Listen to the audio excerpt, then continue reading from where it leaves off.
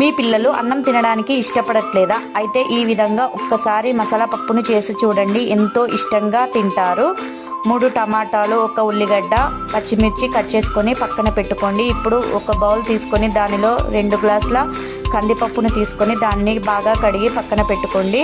ఇప్పుడు గ్యాస్ పైన కుక్కర్ పెట్టుకొని దానిలో ఆయిల్ వేసుకొని జీలకర్ర, ఆవాలు, పచ్చిమిర్చి, ఉల్లిపాయ తరుగు, అల్లం వెల్లుల్లి పేస్ట్, పసుపు వేసి బాగా కలుపుకోవాలి.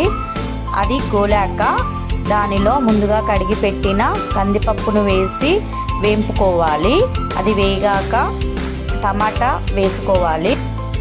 కరివేపాకు కూడా వేసుకొని అందులో కారం, ఉప్పు, ధనియా పౌడర్ వేసి పెద్ద గ్లాస్తో 2 గ్లాసుల నీళ్లు పోసుకొని మనం కుక్కర్ మూత పెట్టుకొని 4 విజిల్లు వచ్చాక ఆఫ్ చేసుకోవాలి. ఎంతో రుచికరమైన పప్పు